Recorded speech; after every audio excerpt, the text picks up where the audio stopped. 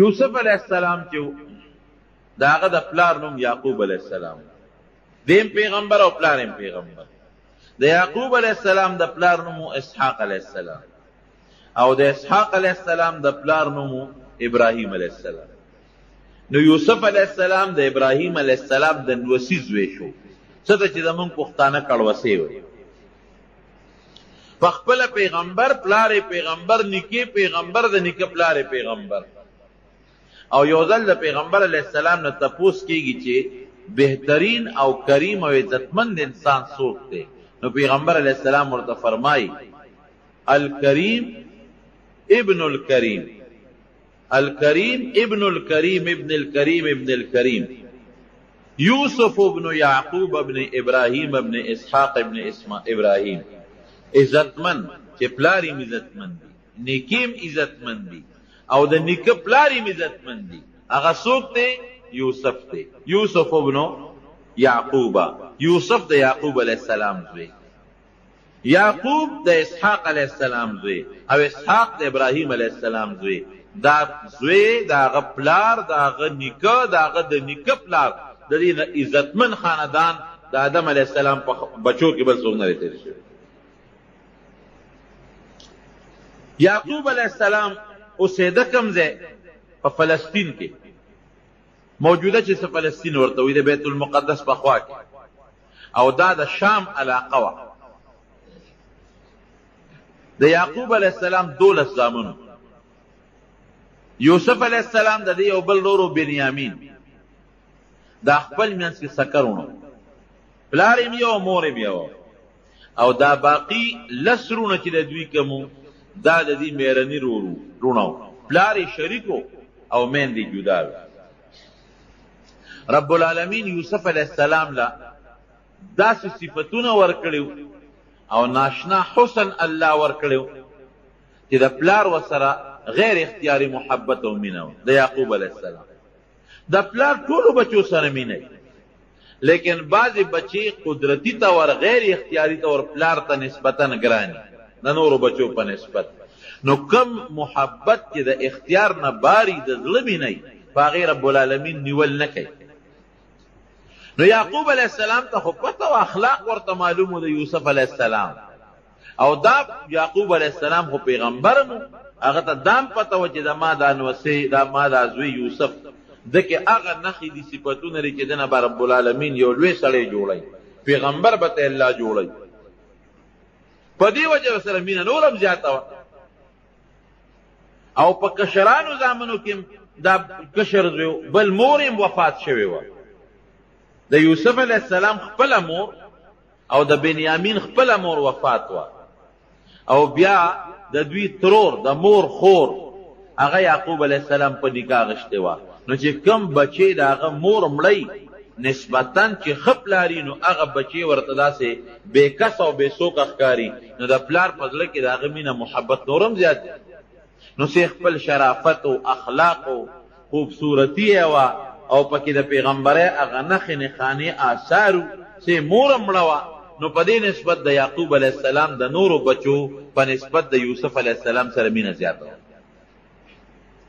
یو ځل یوسف علیہ السلام راغی او د پلار ته بابا ما بیګا خوب ولید، انی رأیت 11 کوكبا والشمس والقمر رأیتهم لی ساجدین. د شپې مې خوب ولید، 11 ستوري او نور او سپومې دا ما ته په سجده پرېوته. چې پلار ته خوب بیان که پلار خو پیغمبر اپوی شو، ورته وی بچې پام کوه ګورې دا خوب چاته بیان نه کړي. یا بنی لا تقصص رؤیاک علی اخوتک فیکیدوا لک کیدا ان الشیطان للانسان عدو مبین. بچې ګورې پام کوه چې دا خوب دې رونو ته بیان نه کړي، ځکه هغه ته پته وه چې د ماره د نورو زامنو د یوسف علیہ السلام سره حسد دی او بغض دی، او په دې وجه سره بغض چې د پلار د سره مینه ولې زیاته ده، مونږ سره کم او د سره زیاته ده. پلار و سره محبت ولې کوي، د ده ولې زیات خیال ساتي. نو بچی اسم په زړه کې در سره بغض دی، حسد دی، او که دا خوب دی ورته بیان کا نو ګورې هغه بغض او حسد یې نورم زیاتېږي. اسې نه شیطان به درته ولم سیدارونه، او تا ته سازش جوړ نه کړي، سکیم درته جوړ نه کړي او ضرر درته ونه رسوي. اب پې پوه شو چې دا 11 تورې خو دا 11 لونه دي او نور او سپومې د یوسف علیه السلام دا مور او پلار دي. لکه ترورې په نکاح غشتې و پلار نو بس میره مورم مورې نو دا مور او پلار دا نور او سپومې او 11 تورې دا دارونه دي. دا ټول بستا دا تعظیم او ستا د عزت طرف ته ټیټېږي او ستا عزت بکوي. دا به ټول ستا تابع کېږي په آخر وخت کې. نو بچې ګورې که دا خوب دی د ورونو ته ووایي، ورونو ته دا پته ولګېده چې موږ به آخر وخت کې د یوسف تابع کېږو، نو اسیم در سره بغض او حسد دی، سسکیم او سازش به درته جوړ. لیکن دا خوب په یو طریقه د یوسف علیه السلام ورونو ته ورسېد. چې هغې ته ورسېد هغې خپل منځ کې سره راغونډ شو 10 ورونه، یو خو د خپل سکه دی نه زیاتي چې کوم 10 ورونو هغه راغونډ شو او په خپل منځ کې میټینګ او مشوره شروع کړه. یاره د یوسف سره دی خو زمونږ رور دی، پلار مینه ډېره کوي، زمونږ په نسبت خیال ډېر ساتي او ډېر محبت ورسره کوي، ډېر یې ځان ته رانږدې کوي. دا خو زمونږ دا پلار ښه نه کوي. او دا فطري خبره ده چې د 2 یا 3 زامنې د انسان او پلار یو سره مینه کوي، د دې نورو بچو بیا پلار ته غوسه کېږي، مور ته غوسه کېږي چې ښه ادیم زوی دی او موږ دیم زامن یو، د هغه ډېر خیال ساتي زمونږ خیال نه ساتي، نو پلار ته یې غوسه کېږي او غرور ته یې غوسه کېږي. دا یو انسان کې فطرتن یو سیس پروت دی، دا د انسان د فطرت تقاضا ده. نو هغه 10 ورونه یې غوسه و چې ښه مونږ خو لا مخکې نه ورته غوسه و چې پلار ورسره مینه کوي، محبت ورسره کوي، ځان ته ډېر رانږدې کوي او دا خو لا سبا به دې لوی سړی به د ده نه جوړېږي او موږ به دته سجدې کوو، موږ به دته ټیټېږو، د سلامونه به کوو. دا موږ نشو زغملی. ښه څه به کوو؟ یو ورور یې وی اچې مړی کړو، اخوا به یې بوځو او مړ به یې کړو. دې کې یو مشر ورور یهودا، دا د هغې 10 خپل ورور و، هغه ورته وی نه ګورې پام کوې مړی نه که کم از کم زمونږ مهرنی ورور دی، خو ورور خو هم دی که پلار خو هم شریک دی، نو په وجلو هم نه پیردو کېږي، وجنو به نه نه وي خامخې وجنو. وی ګوری که مړم که نو خبره د مرګ نه پټېږي، خامخا 15 کاله 10 کاله 2 کاله 20 کاله هر کاله چې نو پته به وروستو لګي چې دې مونږ مړ که او زمونږ پلار پیغمبر هم دی، نو سبا به راته خیري وکړي، ازار به راته وکړي او یا زمونږ پته به ولګي، نو برباد او تباه به شو. وجنو خو یې نه، ښه بیا به ورسره څه کوو؟ وی داسې به وکړو چې ته لرې ځنګل ته به یې بوځو، هلته به یې په یو کوي کې ور وغورځو، بس مونږ به اخلاص شو، د قتل نه به یې مونږ بچ شو، په مونږ به د قتل الزام ونه لګي او د مرګ د ګناه نه به بچ شو. او کوي کې به یې وغورځو که چېرته چا راوویسته نو چاته به څه پته لګي چې دا څوک دی، وړي به او که پکې مړ شو نو مړ دي شي، د لاش به هم پته ونه لګي. که دلته یې وجنو خو لاش یې معلومېږي، بس کوي ته به یې وغورځو، خپل کار به کوي سر خالته به یې سنګ بوځو. نو خپل منځ کې میټینګ وکړو، پلار لراله وی بابا مونږ تاله راغلی، مونږ همیشه سیل کو او ښکار لځو، چکر لګو او زمونږ دا کشر رور یوسف چې زمونږ ورسره ډېره مینه ده او ستا هم ډېر خوښ دی، دیم دې دله مونږ بوځو، چکر به پې ولګو، منډې ترړې به ووایي، ښکار به وکړي، خوشحاله به شي. پلار ورته وي نه بچې دې خو زه نه پرېږدم، ځان نه یې نه جدا کړم. بیا وله رالل بابا نه مونږ سره به دې خامخا پرېږدې او دې مونږ لازمن بوځو او ته په مونږ یارېږي چې دته به مونږ څه ضرر ورسو، دا زمونږ رور نه دی، ته زمونږ پلار نه یې، تا به مونږ خفه کوو، دا خو زمونږ کشر دی، زمونږ رور دی او مونږ غواړو چې دې مونږ بوځو، چکر پې ولګو، سیل پې وکړو. یعقوب علیه السلام ورته وایي انی اخاف ان یأکله الذئب وانتم عنه غافلون. بچې ګوره زه یارېږم، هسې نه شرمخې ده نه ونه تښتئ، شرمخې ونه خوري، تاسو به په خپل سیل کې په منډو ترړو به یې غشي به ولې، اسونه به ځغلوئ او هسې نه چې زما دا بچې ده نه چې ته شرمخ ونه تښتئ، شرمخې ونه خوري. دا ولې یعقوب علیه السلام دا ټکې ولې و چې شرمخ به وتښتئ؟ یو خو په دغه ځنګل او په علاقه کې شرمخان ډېر زیات، او دویم د یعقوب علیه السلام دوی ته اشاره و چې تاسو شرمخان یې، تاسو یې رانه ونه خورئ. ګورئ تاسو شرمخان یې رانه ونه خورئ، ماتې نه کې.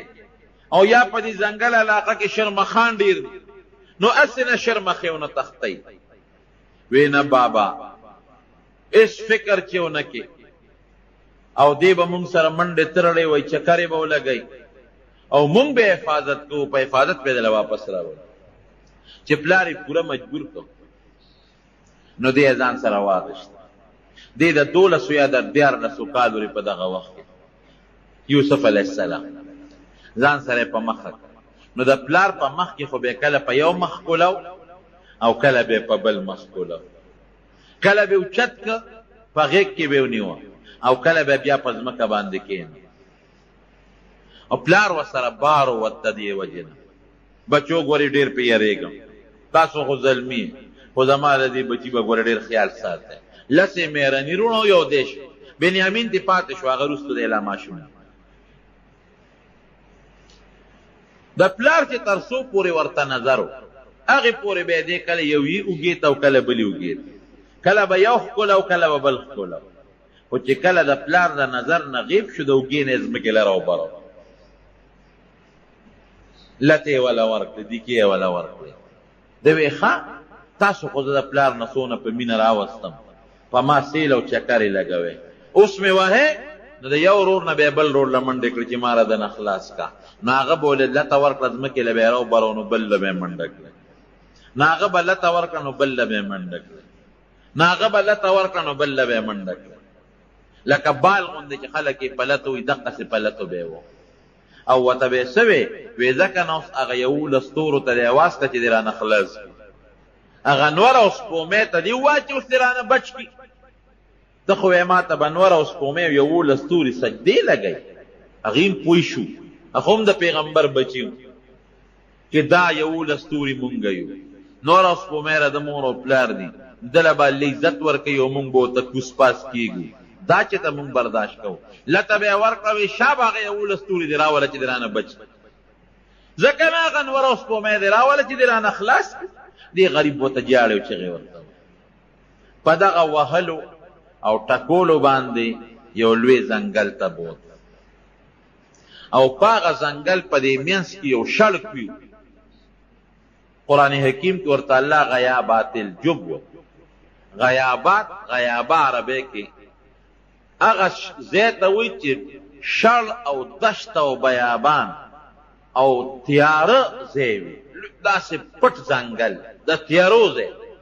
او جب هغه کوي ته وایي چې هغه کچک وي، غاړه یې پخني. نو داسې کوي چې هغه د تیارو نه ډکي،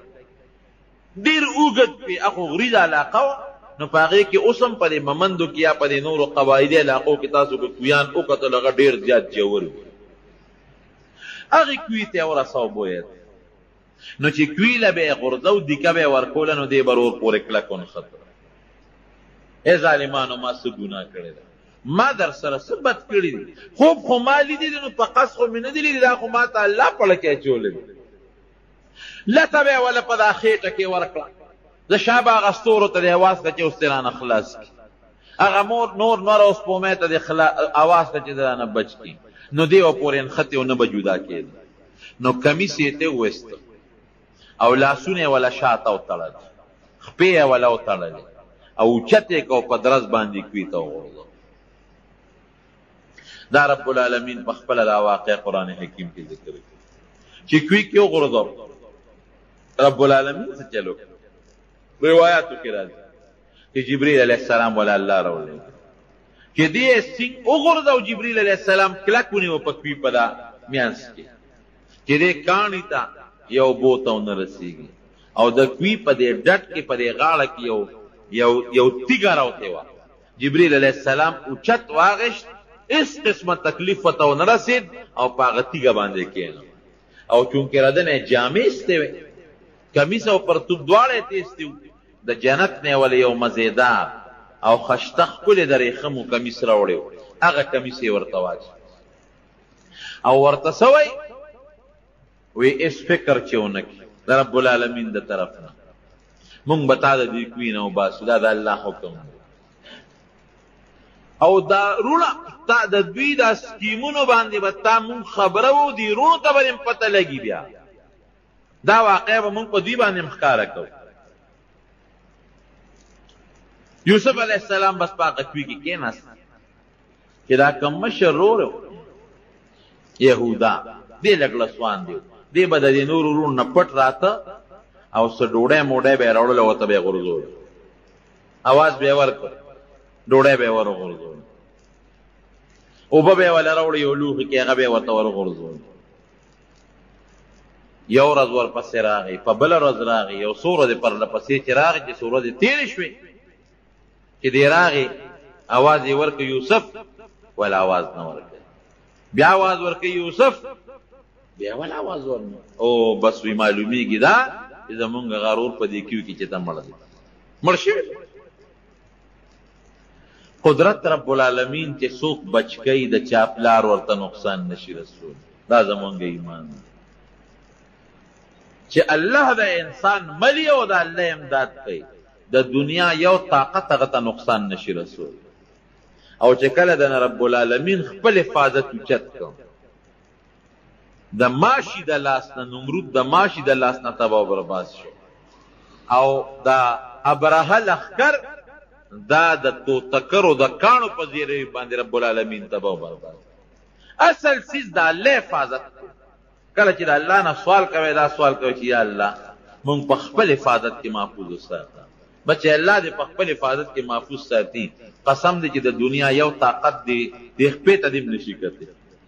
دا الله خپل قدرت خی لقد کان فی یوسف و اخوته آیات للسائلین دا عبرت نخی دی پکې د یوسف علیہ السلام او د رونو پر واقع کې یو قافله په دې لار راتېرېدل نو دې قافله کې به بعضې کسان دو چې هغوی به ګیا پسې ګرځېدل چا به څارویو به کول څوک بوبو پسې ګرځېدل نو کومه ډله چې د دې قافلې هغه په دې باندې ماموره وه چې تاسو لړ شئ اوبه وګورئ هغوی چې راغلل دلته کوي وکړ زر یې بورقه راواغېسته او هغې کوي ته ښکته کړه چې کوي ته یې بورقه ښکته کړله او بورقه ویښته ورسوله نو یوسف علیه السلام سره بورقه وجنګېدل بس پړي پورې دې کلک ونښت هغه به غټه بورقه وه یو کس به نه شو رستی ابه په پنځو شپږو کسانو بلکې د دې نه په زیاتو به هغه بورقه خلکو رسته اوس هم په دې اوږدو کویانو باندې غټې غټې بورقې وي چې دوی بورقه رستله بورقه درنه ده خیر په ډېر زور او په وجودونه به هغه زمانه کې د خلکو مضبوط پهلوانان په ډېر زور او په ډېر لوی طاقت باندې بورقه راوچته کړه چې راوچته یې کړه اوس یوسف علیه السلام ورپورې نښتې ښه مزېدار خشته ټیک ټاک جمدې روغ صحت واله چې راویې ویسته ورته یې وکتل یا بشرا هذا غلام او خوشحاله دا خو مزېدار خشته هلک دی ډېر زیات خوشحاله یو خو په دې خوشحاله شو چې یو مزېدار خشته هلک راته الله راکړه او هغه زمانه د غلامان به خلکو خرڅول یو خشته هلک دی زه بس دا به مونږ خرڅ کړو او بلا پیسې به پرې وړو لاړل نورو ملګرو ته الو مونږ خو دغه د کوي نه په بورقه کې هلک یې نښتې دی هم راوست او ډېر خشته او خوبصورت هلک نور ملګري هم خبر کړ ای بس چپ شي غږ مه کوه بو به ځو یو ښار ته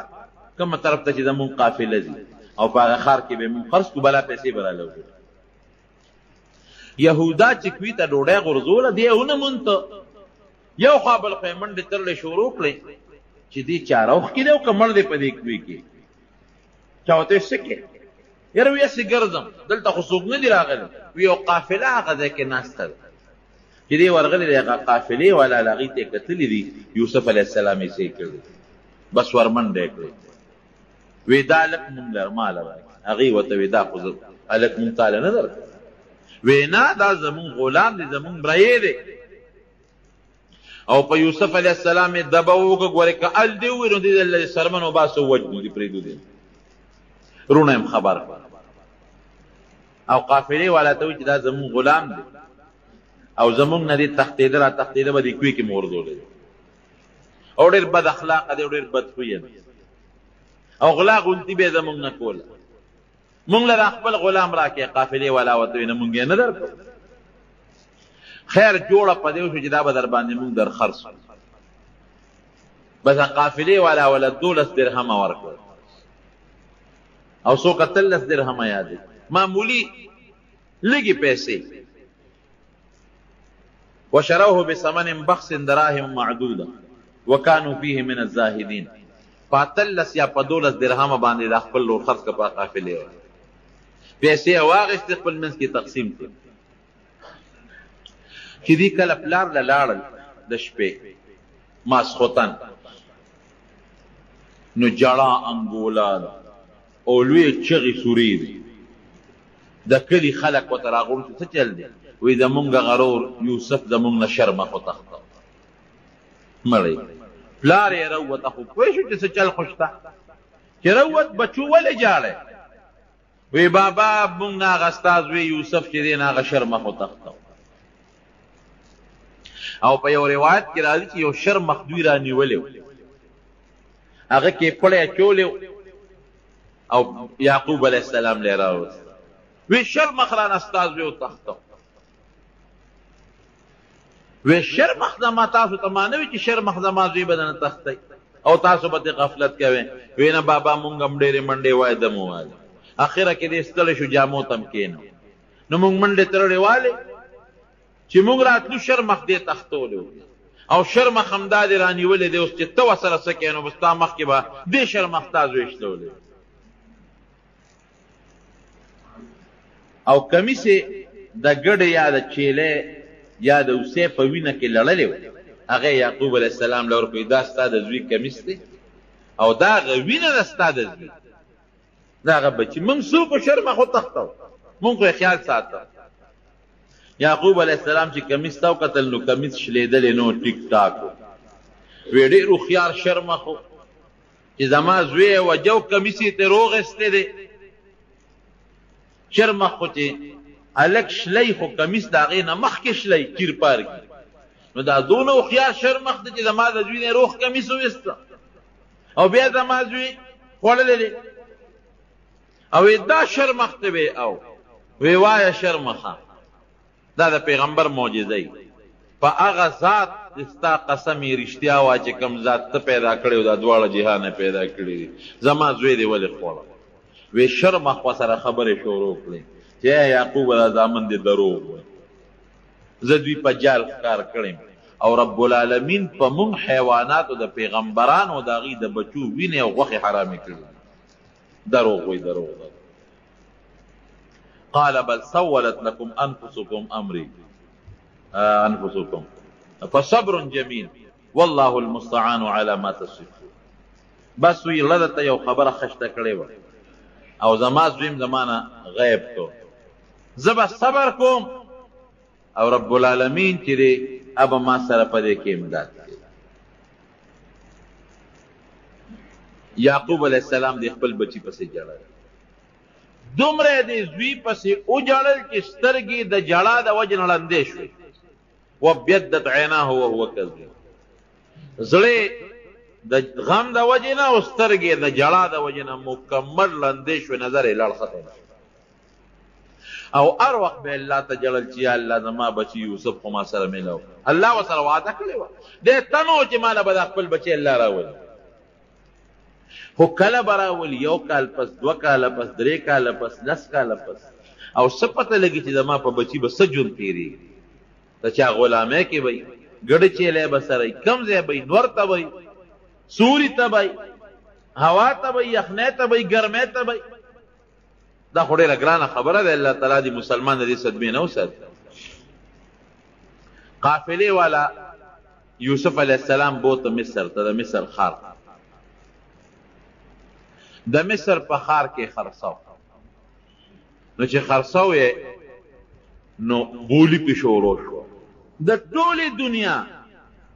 چې څومره حسن رب العالمین په دې دنیا کې ایښودلی د هغې حسن نیمه رب العالمین دله ورکړی نو چې نبی علیه السلام فرمایي چې رب العالمین د دې دنیا نیم حسن ورکړی دی به څونه خشته بل پکې خشته او صاف الله ایښودي خشته اخلاق پکې الله خو نو بولی په شروع شو نو قیمت دې حد تور رسید چې یو سړی پکې یو سوداګر وی چې د دې بد پتل کې واچو نو چې څومره سره زر د وزن برابرۍ پاغې ځای دې حد ته قیمت ورسید په لاره باندې د مصر وزیر خزانه تېرېده عزیز مصر چې هغه قتل بولی شروع داو خلق صفتونه کوي تماشې لم خلق راغلي دي هلکه وې څه چل دی وې دا یو قافلې والا چې یو غلام راوسته دي خرڅي دا دومره غڼه ګونه دا څه ده وې هغه ډیر زیات خشتا لګته ډیر خوبصورت دی او ډیر خو اوصاف والا دی نو دا هغه قیمت چا سره نه برابرېږي او بولی په شروع ده چې عزیز مصر د مصر وزیر خزانه ورغه ورته او قتل قدرتی د دمینه او سر رب العالمین پیدا اوس الله سکی د پیغمبر د غیږ نه الله کوي ته ورساو او د کوي د ویخ نه رب العالمین د بادشاهي دربار ته اوس رسي ور الله چې سکی د انسان په عقل کې نه تیریږي بهر کې چې دی بادشاہ وتاو قتل محبت پیدا شو وی سونه ته بولی ورسېدله وی دا مخامخ سوداګري اخلي او دی وی چې د دې پتله کې باچو مو چې څومره سره زر د سره پتله کې په وزن کې برابرۍ کې پاغی وزیر خزانه وی عزیز مصر وی زیر دینه پر زیات واله وی پسو یې اخلي وی چې دا مالک یې څومره غواړي پاغی مو مانګي قیمت ته چې څومره پیسې غواړي بس هغه وایي چې دا لږ دنه زواله هغه وی خد دومره دینه زیات سره زر او دومره دراهم او دنانیر بس حکم یو کاغه پیسې ولا ورکړي او یوسف علی السلام ځان سره پاس باندې سور کو پورته رب العالمین د بادشاہي دربار ته خزه له بوته د خزه نومي زلیخه ده وی خزه او ماشوم میراوس او ډېر خالق ځان سره لو یو تربیت کوا خود دې عزیز د دې وزیر خزانه د مصر بچی نشته نارینه اولاد نشته وی دا څه کار دی چې دا لږ ډېر خدي مونږ ته په د باندې الله تعالی ډېره فایده ورسوي هغه دا دی چې مونږ به دې خرڅ کړو ډېرې لوی پیسې به رالو کړي او که د ښو اخلاقو خاوند په بچیوالی په زویوالی به یې ځو ساتو یا به ځان سره بچي او که بچي نی نو خرڅ به یې کړو نو مونږ ته به دومره فایده ورسوي چې زبردست تجارت کې به مونږ ته ډېره لویه ګټه به ورسوي چې زلیخې ورته وکتل د هغې ورسره مینه د دې خاوند په نسبت د هغې نه هم زیاته یاره سړی یې داسې به وکړو چې د تجارت دا نوم به در منځه وباسي لوی به یې کړو اسیم زما استاد زوی نشته به دا زمونږ زوی شو وی زوی راښه ده ښه اخوا په یوسف علیه السلام په یعقوب علیه السلام په پلار یې غم تېر اخوا د بچو هغه د بغض او د حسد هغه دروازه الله کولاو کړه هم په پلار معلومه شوه دې خوا دې کوي ته ورسېد سوداګرو راوست په مینه او په محبت باندې رب العالمین د هغې لږې مینې محبت د وجې نه هغوی ته څومره پیسې ورکړې او دې خوا رب العالمین د بادشاهۍ دربار ته او د یو وزیر کور ته راوست الله ګورې دا ښیي ډېر زیات عبرتونه دي پکې یو خدا چې په لویو خلکو څومره لوی خلک وي هغه مره مشکلات او غمونه په ډېر راځي لکه په یعقوب علیه السلام څومره غمونه راغله او دویم دا چې په بچی باندې یوسف علیه السلام نه وروسته رب العالمین ډېر لوی سړی جوړی نو څومره پریشانې او مصیبتونه پرې راغلل الله قرآن حکیم کې فرمایي ان مع العسر یسرا ان مع العسر یسرا دا طالبان پوهېږي چې سختی لږه ده او هغې سره اساني ډېره زیاته رب العالمین راولي او پښتانه مو یې که نه وایي سختې پسې راته نو په یوسف علیه السلام رب العالمین دومره سختی راوسته کوي ته ورسېد د هغې نه پس به الله راته راولي دا هم تا ته الله یو عبرت او یو سبق ښیي که در باندې پریشانی راشي او سختی راشي نو الله ته فریادونه شروع کا ګیلې او شکوې د الله نه مه کوه فریاد شروع کا رب العالمین بدل هغه سختی او هغه مصیبت په خوشحالو باندې بدل او بل لوی عبرت پکې څه دی ګورې بغض او حسد ډېر خطرناک شی دی د یعقوب علیه السلام رونو بچو د خپل رول یوسف علیه السلام سره بغض او حسد شروع کړ نو نقصان یې چاته شو ټیک ته ظاهر کې پلار ته هم ضرر ورسو رور ته هم ضرر ورسو لیکن د رب العالمین په نظ مختورن څوک شو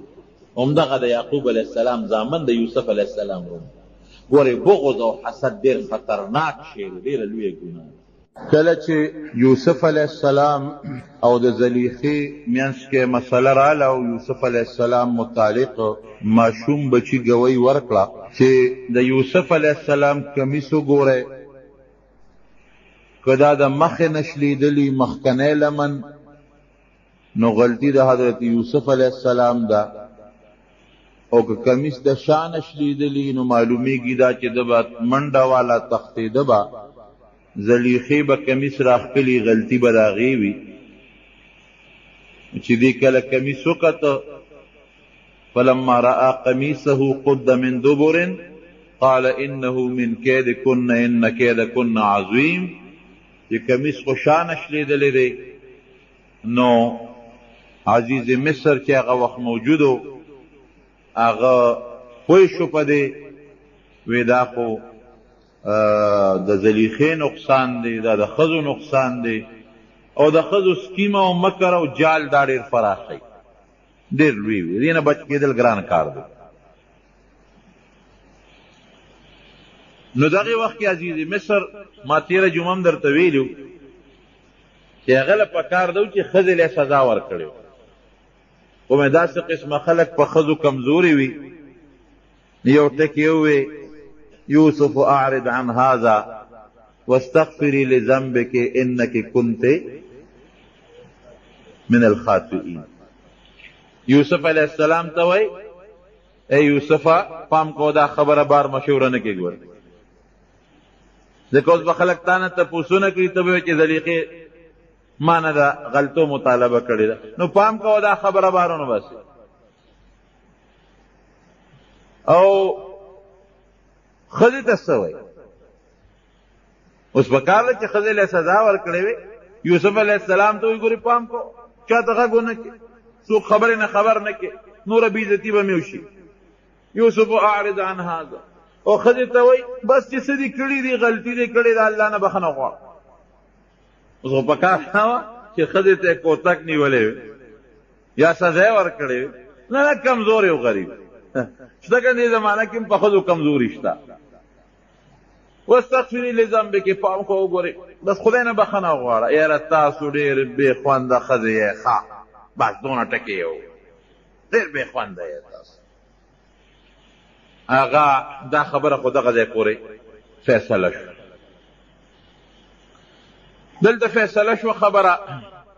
یوسف علیه السلام ته بس دا وایي چې بس ته چپ شه، نور به غږ نه کوې، او ښځې ته وایي د الله نه بخښنه غواړه. خبره مشهوره شوه. دغه څو کسانو خو خبره واورېده او بادشاه عزیز مصر ویې ګورې غږ به نه کوې. خبره مشهوره شوه. چې خبره مشهوره شوه د مصر په ښځو کې، او زلیخا دا ګوره دا لوی وزیر ښځه ده او د یو خپل غلام نه د ناروا مطالبه کوي.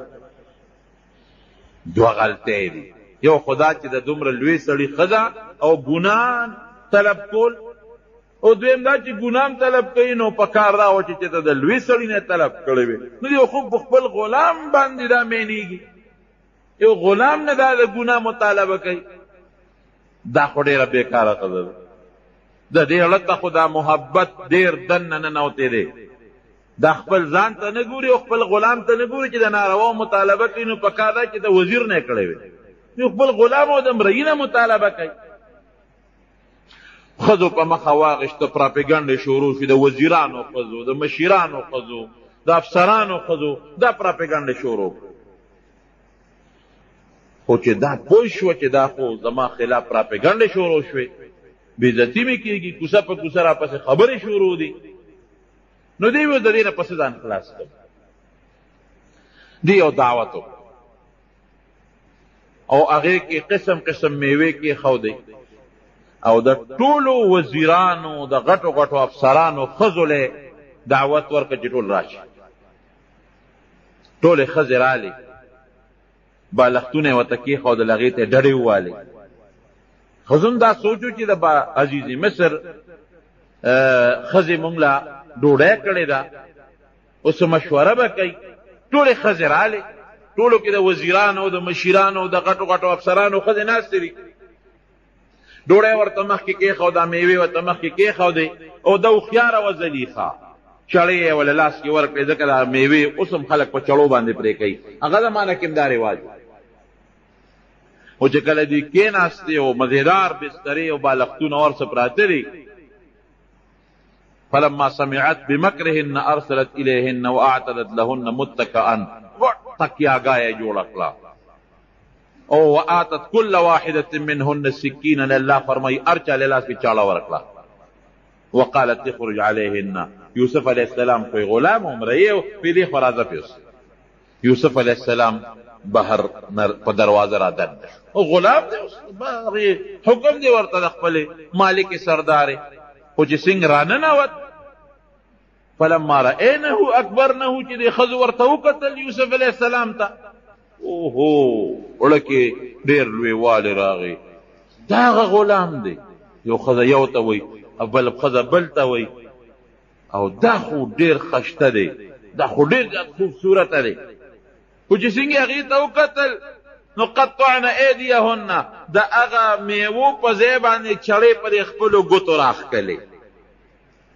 پوی نشو چې دا مونږ میوه پرې کوو او که مونږ ګوتې پرې کوو د یوسف علیه السلام هغه حسن په داسې غالب شو داسې چې بس په ځان پوی نشو د میوې په ځای ګوتې ځان له کټ کړلې او په لاسونو باندې ځان له لاسونه زخمي کړل او سرمنو نه وینې روانې شوې حاشا لله ما هذا بشرا او الله خو ډېر لوی ذات دی ډېر پاک دی دا انسان نه دی دا هلک دا فرشته ده او په فرشتو کې هم ډېره د عزت او ډېره مزیدار او ډېره خشته او خوبصورته فرشته ده د انسان نشي لاسونه یې بلکل پرې کړل د هغه د حسن نه دونه متاثر شوی د انسان نه داسې فرشته معلومېږي مقربه فرشته او عزتمنده فرشته معلومېږي زلیخه دغه ځای کې ډاډه شوه تاسو زه ملامته کولم ما خو لاسونه لا نه دي پرې کړي تاسو خو ګوتې پرې کړې ما باندې خو دومره اثر نه دی شوی ما خو ته انسان ولیدي تاسو خو فرشته ورته ووې بس فورا زلیخه دغه وخت کې ډاډه شوه چې د ښځو هغه خبرې دې سره ختمې شوې ښځو تسلیم کړله چې زلیخې تا اوسه پورې لاس نه دي پرې کړی که ستا په ځای مونږ دا دې لاسونه پرې کړل تا خو ته یو ځل چېته مطالبه وکړه ستا په ځای که مونږ وې دې به مونږ نه کوم ځای کې بچ پاتې شوی وې نو دا هغه ځای کې څه وایي دا هغه ځای کې دې اعلان وکړو چې انا راودته عن نفسه فاستعصم ما ته مطالبه کړې ده بلکل ما ته مطالبه او طلب کړی دی ډاډه شوه چې زه مجبور یم خو ځان یې رانه بچ کړ ولئن لم یفعل ما آمره لیسجنن ولیکونن من الخاسرین که زما دا خبره او نه منله چې دا ما ته کومه مطالبه کړې ده دا به خامخا یوسف علیه السلام زید سر ته رسوي او که ویې نه منله نو جیل کې به یې چوم او په جیل کې به لکه د ذلیلانو غوندې او تاوانیانو غوندې زندګي تېروي نه یې پرېږدم جیل ته ځي پرېږدم یې او زمونږ دا طالبان دلته کې سوال کوي چې دا د جیل خبره یې څنګه وکړله داسې په کار وه لکه یو سړی وایي که نه که د ما خبره یې ونه منله نو مړ به یې کړم که د ما خبره یې ونه منله نو زخمی به یې کړم او به یې وام سزا به وله ورکړم دورې به ورکړم کوړې به ورکړم دې وخت کې دا نه وایي چې مړ کوم یا دورې ورکوم یا سزا به ورکوم نه که د ما خبره یې ونه منله جیل ته به یې لېږم وی زه جیل ته لېږل خو به یې بیا راوباسي که نه خو یې معشوق و که نه جیل ته لېږل خو نو دی پړه نه راتله چې زه ده ووایم چې دله به سزا ورکړم یا زه به یې مړ کړم په مرګ یوسف علیه السلام کوم ځای پیرزو کېده یا سزا او دورې والا کوم ځای ورکړي د هغې د خولې نه دورې لفظ وتل کوم ځای کېږي جیل ته به ولېږم معمولي غوندې سزا والا ورکړم بیا هم دا خبره داسې وکړه زه خو جیل کې بله شل ورځې تېرې کړي خو زما د اختیاره به بیا به سبا راوباسم ښځو بیا ورته مجبوره بلکل تا چې څه کړي دي ښه دي کړي یوسف علیه السلام دغلته څه وایي ربی السجن احب الی مما یدعوننی الیه یا الله جیل مال د دې ګناه نه بهتر ده جیل مې خوښ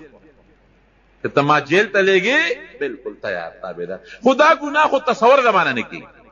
سوال نه پیدا کېږي چې زه دې ګناه وکړم بلکل قطعا نه کېږي جیل مې خوښ دی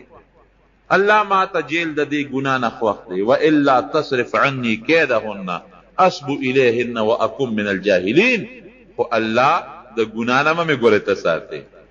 ګوره د ګنا نه ساتندون کې څوک دی؟ رب العالمین. الله نه بس سوال کوي چې ما د ګنا نه وساته. ګنې شیطان درته دا ګنا داسې خشته کی چې سړی په ځان ورته بیا نه پوهېږي. پردی مال هره ګناه چې وي نبی علیہ السلام فرمایي دا شیطان سړي ته دا ګناه خشته کی، مزینه کی، دوله کی، او چې کوم عذاب د الله را طرف نه په ګناه مقرر دی هغه عذاب د انسان د ذهن نو باسي دی بیا خامخا ګناه. یا الله کده د ښځو د مکر نه دی ونه ساتلم ګورې زه به د ډېرو ناپوهي ونه شم. یا الله ما به د مکر نه ساتې جیل لاله بهتر دی. هلته عزیز مصر ته خبره ورسېدله چې اوس خو خبره بل شان شو. اوس خو د زلیخې عشق مخکې پټ اوس ښکاره شو. اوس خو دا خبرې ټولو ښځو واورېدې. اوس به د سره څه کوو؟ زلیخا خاوند ته وایي ګورې پام کوه سزا به نه ورکې، جیل ته به لېږي. هم مجبوره یوسف علیه السلام یې جیل ته ولېږي. چې جیل ته حضرت یوسف علیه السلام څنګه ننوته د الله نه یې وغوښته جیل ته لاړ. نو هلته کې په جیل کې یوسف علیه السلام دومره رب العالمین دله عزت ورکړه چې د جیل که مشر داروغه مشر هغه معتقد شو. هغه بوله راته هغه بوله د خوښې خوراک ورکو، هغه به ډېر لوی عزت کو او خاص بارک کې بند نه کو، ولې اجازت ورکړه چې ته په دې جیل کې په کوم ځای کې ګرځې نو ګرځه. او ممکن ده زماړه کې دا یو ټکی راځي چې ممکن ده دا د بادشاهانو د وزیرانو د ښځو نه خدا افسران مجبوری ممکن ده زلیخې به ورته ویلي چې ګوره جیل ته مې درلېږلي دي خو ګزاره ورسره کوه. ولې محبت او مینه خو یې ورسره وکړه په دومره سختو خو یې پرزوم نو جیل کې ورته مکمل اجازت و. خلک به راتلل ورسره به میلاوېدل، تپوسونه به ترې خلکو کول. حسن یې ډېر زیات و او چې کوم انسان خشتۍ ښکلې وي د انسان ورسره قدرتي ته ورمینه هم پیدا کېږي. نبی کریم صلی الله علیه وسلم فرمایي چې کله چې د معراج ته وختم نو ما د پیغمبرانو سره ملاقات وشو. یوسف علیه السلام مې ولیده چې ما ورته وکتل نو د دې ټولو دنیا د خلکو نیم حسن رب العالمین یوسف علیه السلام له ورکړی. پیغمبر علیه السلام فرمایي نو جیل کې ورسره د خلکو محبت پیدا شو، د خلکو مینه ورسره پیدا شوه. خلک به راتلل تپوسونه به یې ترې کول. 2 کسانو جناب او د به په جیل کې څه کول؟ د ده ډیوټي څه وه؟ د به د مریضانو تپوس کو او چې کوم جیلیان وغي له به د صبر تلقین ورکو. خیر دی صبر وکړې. ګوره ما باندې الله تعالی داسې امتحانونه راوستل چې دوی ته الله وغورځولم، الله راوویستم. بیا را باندې بل امتحان راغی د عزیز مصر په کور کې د ګناه هغې نه الله ساتلم. اوس را باندې د امتحان راغی، نه مې څه غلطي کړې ده، نه مې ګناه کړې ده، نه مې مرګ کړی دی، نه مې لاره شکولې ده او جیل ته راغلی. خیر دی صبر کوئ، الله به مې امداد وکړي د جیل نه به مو بس. هر چاته به د صبر تلقین ورکو او چې کوم به بد اخلاق جیلی هغه ته به نصیحت کو چې ګوره په بد اخلاقۍ کې ته جیل ته راغلی او پام کوه آینده لپاره دا ګناونه کې دا غلطیونه کې دا معمولی جیل دی. د خدای جیل ګورې د قیامت پر دوزخ ډېر لوی شی دی. ځان ساته، خلکو ته به خشته نصیحت کو، د خلکو اخلاقي تربیت به کو او خلکو له به صبر تلقین ورکو، د مریضانو تپوسونه به کول. د هر چا ورسره مینه محبت پیدا شو. چې دی جیل ته ننوتېده نو 2 هلکان ورسره جیل ته ننوتل. قرآن حکیم کې الله فرمایي ودخل معه السجن فتیان. 2 هلکان. هغه 2 هلکان څوک؟ یو د بادشاه کوم چې لوی بادشاه د عزیز خو وزیرو کوم چې لوی بادشاه د هغه ریان نومو ریان. هغه بادشاه د موجوده فرعون چې کومو د موسی علیه السلام زمانه کې چې کوم فرعون و هدې فرعون نیکو دغه فرعون نوم چې کوم د موسی علیه السلام په زمانه کې دریاب کې غرق شو دغه نوم ولیدو. دغه د پلار نوم مصعب او د مصعب د پلار نوم ریانو. دا هغه ریانو دا چې کوم د یوسف علیه السلام په زمانه کې دا فرعون وي. فرعون د مصر د هر بادشاه یو لقب. نو د هغه بادشاه یو ساقي شراب به پسکل او یو خاص ډوډۍ والو اوس هم د دې بادشاهانو مخصوص کسانی کې په هغوی باندې پوره اعتماد ولې زهر مهر ورته وانه چي خراب شي پې ونه خوري. نو د یمن د بادشاه سره د دې بادشاه روانه و جګړه وه. هغې د یمن بادشاه دا کوشش شروع کړ چې د مصر د بادشاه ریان دا خو ډېر مضبوط دی د دې لښکر خاوند دی په بله طریقه خو یې د نشم والی راشه ورته به دا غلامانو له پیسې ورکړمه زهر به ورته واچي دی به مړ شي. دې دواړو له ډېره غټه پیسه ورکړه.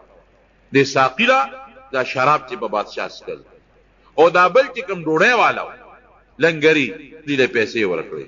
باورچي چې ورته تاسو وایې وی ته به په ډوډۍ کې ورته زهر واچې ته به ورله په شرابو کې معمولي غوندې زهر واچې په بادشاه به دا خوراک او اوبوس کې چې دا مړ شي. وی ډېره ښه خبره ده. نو هغې طباخ چې هغه کوم باورچي و لنګري هغه په هغه خوراک کې اعلی خوراک بادشاه له تیار کو پکې معمولي زهر ور واچو تیز زهر او چې کوم شراب والو هغه په شرابو کې ورته زهر ګډ کړ چې ته به ډوډۍ ورکې زه به شراب ورکم دا به اوس کې مړ به شي او پیسې یې د هغه یمن د بادشاه نه اخیستې وي. چې بار ته څنګه ووتل او بادشاه ته هغه خوراک کېښود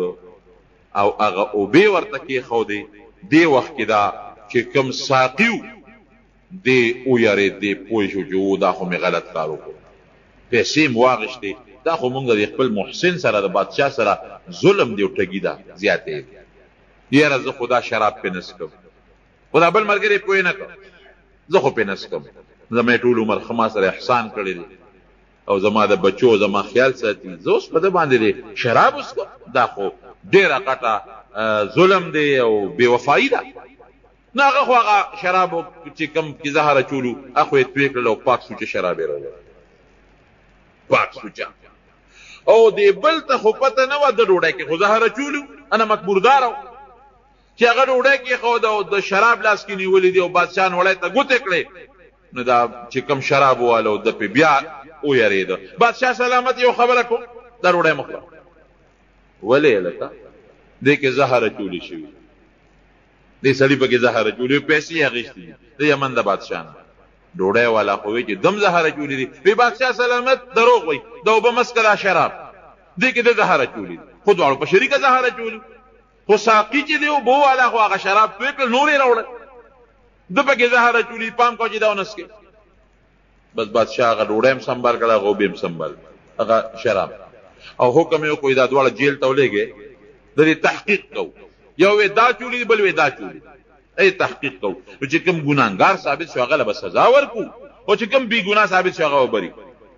دا دواړه لکانو ته کړی واچولي او چې څنګه یوسف علیه السلام جیل ته ننوځي دیم ورسره جیل ته لاړ. بادشاه تحقیق شروع کړ چې غلطي د چا ده اوس که ډوډۍ والا په ډوډۍ کې زهر میلو کړي نو ګناه ده شوه او که شراب والا په شرابو کې زهر میلو کړي ګناه ده هغه شوه او که دواړو میلو کړي دواړو ګناه شوه. اوس د هغې خو دلته تحقیق شروع شو هلته کې دا دواړه چې یوسف علیه السلام سره جیل ته لاړل نو دې دوو کې مفسرین لیکي څوک وایي دواړو لیدي خوب څوک وایي نه دی یو کس خوب لیدي چې دا کم ساقي دی راغی یوسف علیه السلام ته ای یوسف علیه السلام یو خوب لیدی دی دواړه ورته کېناستل مونږ داسې خبره چې ویو چې ته د خوبونو تعبیر ماهر هم او ته ښه انسان هم ته مهرباني وکړه مونږ له د خوب تعبیر راځي څه خوب دی لیدلی دا چې کوم ساقي دی ورته وایي چې ما دا خوب ولیده چې زه د بادشاه مخکې ولاړ یم او د انګورو نه وله اوبه وباسم انی ارا فی المنام انی اعصر خمرا زه د انګورو نه اوبه وباسم او د هغې نه شراب جوړوم او په بادشاه څښم دا خوب وینم. ابل وی چې زه ځان وینم احمل فوق رأسي خبزا تاکل الطير منه زه دا خوب وینم چې د ما د سر د پاسه د ډوډو یو لوی خانک پروت دی د ډوډو او مارغان راځي د هغې خانک نه ډوډۍ اوچته یو تختی مونږ له د دې خوب تعبیر راځي وی چې دا ساقي خوب په رښتیا لیدی او د بل خوب په دروغه لیدی دروغه خوب یې ځانه جوړ کړی دی خوب یې لیدی نه دی د دې تعبیر راله راکړه یوسف علیه السلام ورته وایي چې دا خو ډېر اسان تعبیر وی ته چې یې ساقي ستا د خوب تعبیر دا چې ته به خلاصېږي او بیا به د بادشاه مخ کې ولاړ او شراب به پسکي ځکه تا په خپل خوب داسې ولید چې زه انګور نه چوړوم د هغې نه شراب جوړوم په بادشاه اسکم نو بس ته به واپس بری کېږې او هغه انګورونه به اوبه واسو په بادشاه بس کې او دی بل ته وایي چې تا ځان ولیده چې ستا په سر ډوډۍ پرتې دي او مارغان راځي د هغې نه ډوډۍ تښتئ خوراک تښتئ نو ته به سزا کېږي او په سولی کېږي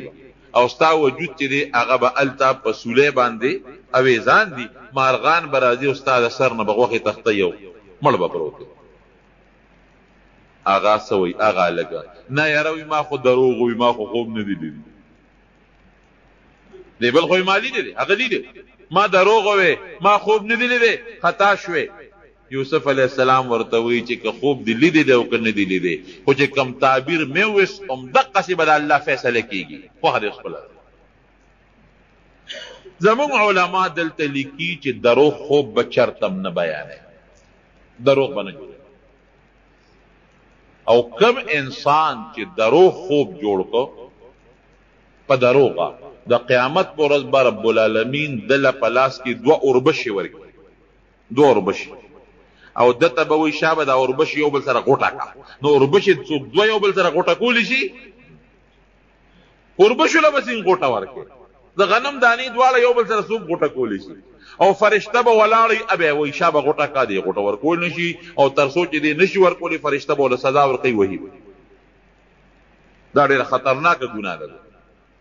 نبی علیہ السلام دې ته په دروغو کې خطرناک دروغ ویلي دي چې څوک د ځانه خوب جوړوي ولې ځکه دا خوب د دې انسان د دماغو ته زړه ته الله راچوي خوب څوک راچوي ښه خوب الله نو تا دا زه تا ته وایم چې دا خوب مالي دی څه مطلب چې دا الله د ماړه ته یو خبره راچولې ده او الله نی راچولې الله ستاړه ته خبره نی راچولې ته وایي چې الله د ماړه ته خبره نو په الله دروغ وکړي دروغ خوب خدا مطلب ما خوب لی نو خوب خدا تا اللہ پڑھ کے راچی او اللہ نی را چول تو خوب خدا اللہ را تا پڑھ کے خبر را واچولا نو چی اللہ نی را چولی او تا پا اللہ دروغ ونداره خطرناک دروغ دی تینا ځان ساته دویم دا چې خوب دی اولی ده نو اغا چاہتا با خوب بیانه چې اغا دو صفت لري یو دا خوب په تعبیر پیگی دویم تا سره همدردی وگوی ولی که دا خوب په تعبیر نه پوهیږي او هغه ته د خوب بیان کو نو غلط تعبیر به وباسي نو مغسی بکیږي بیا او که یو سړی سره د همدردی نه وي در باندې زړه نه خفه کیږي او هغه ته د خوب بیان کو او هم د غلط تعبیر وباسي نو بیا به مغسی کیږي هغه سی بولی کیږي یو حدیث کی راضی حدیث قدسی دی انا عند ظن عبدی بی نبی علیہ السلام فرمائی چې الله و چې په ما باندې بنده څنګه ګمان کوي زه امقسم نو تا خوب ولید مثلا او دا خوب درته ما تعبیر بیان کو غلط می بیان یا تا خوب نه دی لید او ما تعبیر درکو نو ستاړه کې باغ سودا راشي چې دا کار جوړ داسي کیږي په الله دې هغه ګمان پیدا شو چې دا کار به داسې کېږي نو چې په الله دې کوم ګمان پیدا شو الله به مغسې در سره کوي پام کوئ د خوب متعلق چې خوب د ځانه جوړ نه کوي ګناه ده او که خوب هم ولیده نو هغه چاته به بیانوي چې کوم تاله ښه تعبیر وباسي پوهېږي او د سره همدردي وي چې مزېدار تعبیر درته درکړي او بل درته ووایم که چا خوب ولید د یارې خوب درې قسمه خوب یو هغه خوب چې د الله را طرف نه دی هغه عموما سار وخت کې سړی ویني یو هغه خوب چې هغه د شیطان د طرف نه دی شیطان د یارې خوبونه په دې اړه کې راوړي او دریم هغه خوبونه لري چې یو سړی دروازې سکی نو هغه په خوب کې ویني لکه مثلا یو کلندر دی او خوب یې وي پېښور له باروبار خوب ویني یا مثلا یو ترکان دی هغه په خوب کې ترکانی ویني یا مثلا یو دکاندار دی هغه په خوب کې دکان کې ناست یو روجي غوړي تلی دا دریم دا هغه دي چې د په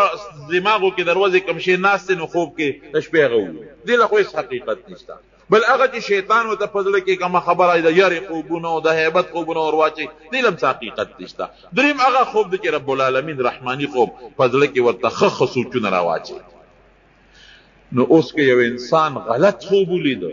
بالکل خطرناک او غلط خوب نو یریږي بنا پیغمبر علیه السلام مونږ ته یو دم خوللی هغه دم چې د استعمال اسم نشته بالکل چونه یری خطرناک خو د یری خو د هیبت خو داسې چل به وکړي چې اعوذ بالله من الشیطان الرجیم به ووایي او ګس طرف ته به لاړې وکړي بیا به ووایي بیا به ګس طرف ته لاړې وکړي بیا به ووایي بیا به ګس طرف ته لاړې وکړي بس د خوب اثر به ختم شي هر قسم خطرناک او د هیبت خوب کو تعالی دی داغه اس اثر بني او په هغه وخت کې د یاد ني سار را پاسې دی دا عمل وکړه او که سار دې یاد نو هر کله چې دا خوب در تر مخ کې شو هر کله نو بس یو ځل دا عمل وکړه چې درې ځله ګس طرف تعوذ بالله ویل او وسره لاړې توکل که جمعات کې د جمعات نه باروزه نعوذ بالله وایا درې ځله او هر یو ځل سره ګس طرف ته لاړې وتوکه د خوب به اس قسم غلط اثر نه ده دم شو بس دا تجربه ده او که مزیدار او خشته خوب دی ولید نبی علیہ السلام دی په خوب کې ولید الله دی په خوب کې ولید یو نیک سړی دی په خوب کې ولید منځ دی ولید هر قسمه نیکی نو الله تعالی حمد ادا کوي الحمدلله او راشه دو رکعات نفل وکړه لګه صدقه ورکړه بیا برته رب العالمین د دینه نورم خشته او مزیدار خوبونه خي خو درو خوب جوړول دا ډیره غټه ګناه ده بهر کې هغه یو خو چې ما دروغ ویلی وې دا اوس چې څه شوي دی هغه شوي دی او چې څه دی به کېږي بادشاه ته کې تحقیق وکړو چې تحقیق یې وکړو هغه خو آسان کار و هغه زمانه کې خو لیبارټرۍ نه وې هغه خوراک یې راواغېسته هغه په یو حیوان باندې وخوړه او چې څنګه یې وخوړه هغه مړ شو پته ولګېده چې خوراک کې زهر دی هغه اوبې راواغېستې هغه بل یو حیوان ته کېښودې هغه حیوان هغه شراب وڅښل هېڅ یې ورته ونه وي دا پته ولګېده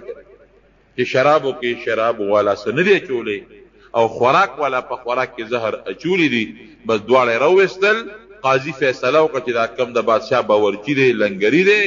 د زهر اچولی دي لہذا دی سنسار شي دی مړ شي او چې دا کم بل دی شراب والا هغه په شرابو کې زهر نه دی اچولی او بادشاه خبر کو چې بادشاه سلامت ګورې خوراکو نه خوري دی کې زهر دی نو اغله انعامم ورکو بریم کو وفادارو خد اغیرا وستا واپس په خپل ډیوټي باندې ولګو ابله پانسی کو او بره په لرګي کې ویزان کړو مارغان براتر او داغه نه به غوخه ولګو خو چې دا کم سزا شو دا خو بس ختم شو او چې کم بری شو نو یوسف علی السلام هغه ته وی ته خو بری کېږي بری شوي نو اسکرنی عند ربک ته چې لاړ شي نو زما معامله لک بادشاہ تا یاد کړه اسبه سم مفتو کې جیل کې پروت دی پته نه لګي بادشاہ یا زلیخه مې وباسي کنه عزیز مصر مې وباسي کنه نو وزیر صاحب گیر کړي ما مشر بادشاہ ته زما الوی جدارنګ یو مسافر دی او هغه اسبه ځای په جیل کې پروت دی دا غدا مسله ده نو دا لګا وورو د مسله کې څه فیصله وکا نو ته مې ربانی وکا بادشاہ ته ما یاد کا نو چې دا خبره د یوسف علی السلام دا خو څه بده خبره د ګناه خبره نه د غلطه نه یو سړی د غریب گیر دی او بی ګناه گیر دی هغه چاته سفارش وکړي چې د ما سفارش بادشاہ ته وکړي چې ما خلاص کړي دا څه بده خبره لیکن بیا هم د یوسف علی السلام شان سره مناسبه نه وه د یوسف علی السلام شان دا دی چې د بادشاہ نه ولې مطالبه کوي د لوی الله نه مطالبه وکړه هغه الله چې کوي کې ته پروت وي او د کوي نه راویستلې نو د کوي نه خدا جیل کوي خو ډېر تنګ جیل دی دا خو ډېر فراخه جیل دی دینه دیم رب العالمین استیشي نو قرآن کې الله فرمایي چې دا خبره وکړه چې بادشاہ ته ما یاد کا نو الله دا غسړي نه خبره یې راکړه فلبث فی السجن بضع سنین وکاله په جیل کې دینه پس نورم تیر کړ اوس پیغمبر ته الله غریب یونس علیہ السلام نه مې ګیډي راونه رسو اوس ما غوندې کراګیر کی نو ورته پته د کدل لګه سزا ورکو نو تختی نو مونږ ته گزاره کوي الله دومره سخت سزا نه راکړي او پیغمبر خو ورته معلوم دی کدی هر څومره زرا کاغم دی پیغمبر دی رده با یقین او د داغه نبوت او ارسه به نورم پخته کیږي دا غیدا سه مثال دی لکه چې څومره یو سره در څومره په اور کې اچې نو هغه خرابېږي نه هغه نورم خشته کیږي خو دغه دی دا ګیلټ دی په اور کې ورواچول په یو ساعت به دوړی او که سره دی ورواچول ابه نورم خشته کېږي. نو زمونږ مثال خو د ګیلټو دی. نو که معمولی زورم ورکوي نو ایمان پرېږدي. او پیغمبر خو سره در دی نو که هغه له هر څومره زورم ورکوي هغه نورم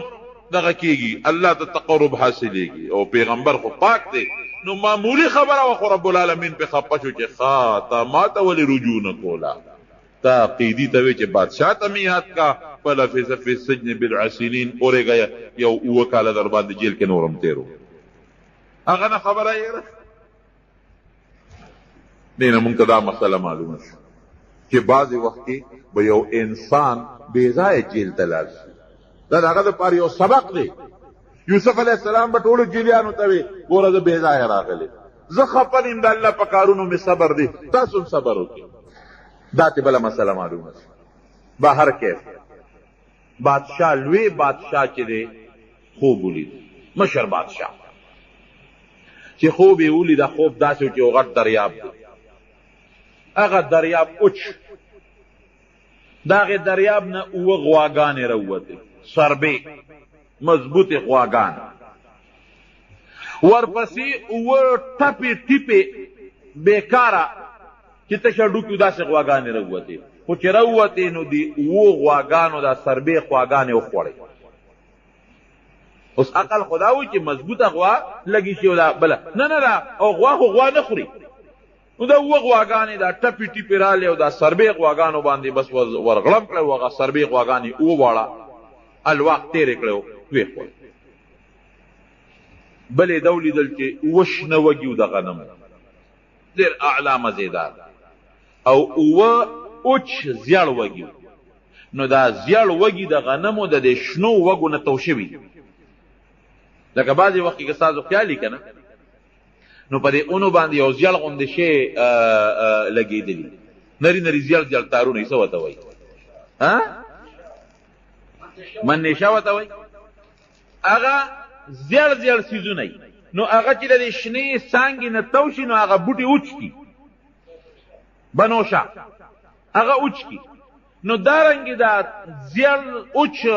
چې کوم وږي دي دا د شنو وږو نه تو شوي نو چې بادشاه دا خوب ولیده نو یو ته وي د خوب تعبیر ویرېد، بادشاه هوښیار و، بل ته وي د خوب تعبیر، بل ته وي د خوب تعبیر، چاته هم د خوب تعبیر نو معلوم.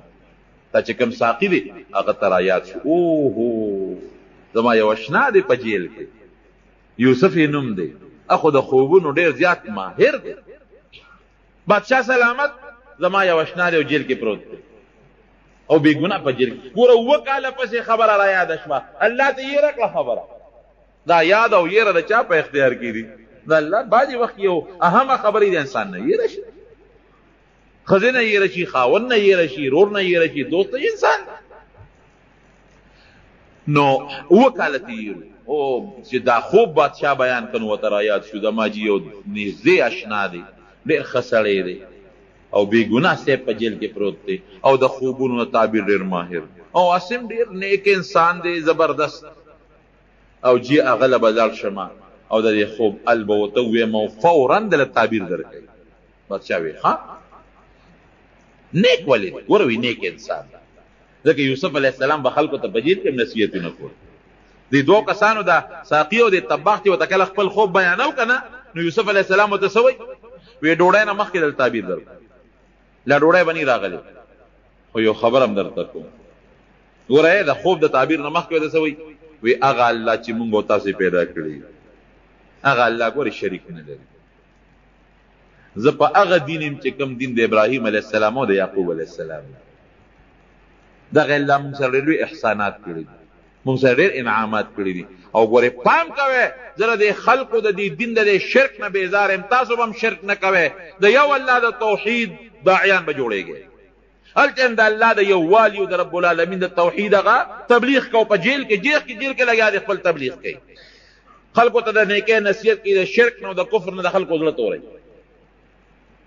نو دی وی بادشاه ته چې ډېر نیک سړی دی، ډېر ښه سړی دی، ورته پته وه زم جي د هغه نه د تعبیر وباسم. یې لړ شو راغی یوسف علیه السلام ته، ای زما یوسف وروره، ای دوسته، زه خو راغلی ما او یو خوب زمونږ بادشاه لیدلی او دا هغه خوب تعبیر ورته وباسه او جی که تعبیر دی ورته وویسته که نه نو بادشاه ته به پته ولګي نو تا به فورا را خلاص کي اوس که یوسف علیه السلام غوندې 2 کاله پس جیل کې تیر شو نو که زما غوندې سړی وي تا ته د 2 کاله پس زما خبره یاده شو اشنا تا ته ما ویلو چې ما بادشاه ته یاد کا نو تا زه بادشاه ته ګوره یاد نه کړم 2 کاله مې مفتو کې جیل کې تیر کړل د خدای نیک بخته تا د ما سفارش نه کوو ته خو د بادشاه ساقي وې لیکن یوسف علیه السلام ته خو پته ولګی چې اسیم خو کار شوی دی اړو ملامت یې نه کړ عفو یې ورته وکړه دی ورته اړو نه وي چې نیک بخته 2 کاله پس رالی دی ورته اړو نه وي چې تا ګوره بادشاه ته دا اړو یاد نه کړم دی ورته اړو نه وي چې ستا اړو د خوب اړو جواب نه کومه پرې چې غرق او تباه شي ولې که یوسف علیه السلام په تعبیر دوی پوی نه کي نو حقات راځي او ټول ملک تباه کېږي اوس که بل سړی وي نو یې به چې پرېږده چې تباه شي زه مسې جیل کې واچول نه کوم د خوب تعبیر دلته شرطونه به یې پې لګول چې ما خلاص کړې د هغې نه پس به د خوب تعبیر کوم نه هېڅ شرط یې پې ونه لګاو اړو ملامت یې نه کړ دا د یوسف علیه السلام عفو درگذر حالانکه په جیل کې غریب پروت دی مفتو کې پروت دی وی داسې کار دی بادشاه ته ووایا چې 2 کاله به ستاسو یو داسې دور در باندې راځي 2 کاله چې به د فراخ صالح دور وي 2 کاله به ستاسو رزقونه او ډوډۍ او غنمونه او څاروي به هم څاروي او ښه فراخه کال وي 2 کاله پس به قحط راځي مکمل قحط چې دا 2 کاله تاسو کوم جمع کړی دا او کوم غله او غنم هم سنبال کړي دي دا به په هغه 2 کاله قحط کې بالکل خلاص شي د هغې نه پس به در باندې بیا یو کال راځي ابه ډېر د بارانونو کالي مزېدار دا خو ستاسو د خوب تعبیر شو اوس به کوسو دی ورته الو نه وي زه لړ شه او بادشاه ته دې الو وایه او دې ځل یې ورته دا ونه وي چې ما ورته یاد کا هغه ته خو پته لګېدلې وه چې مخکې مې دا ټکي وي خو 2 کاله مې پکې تېر کړه اوس بیا ووایم غږ یې ونه کړ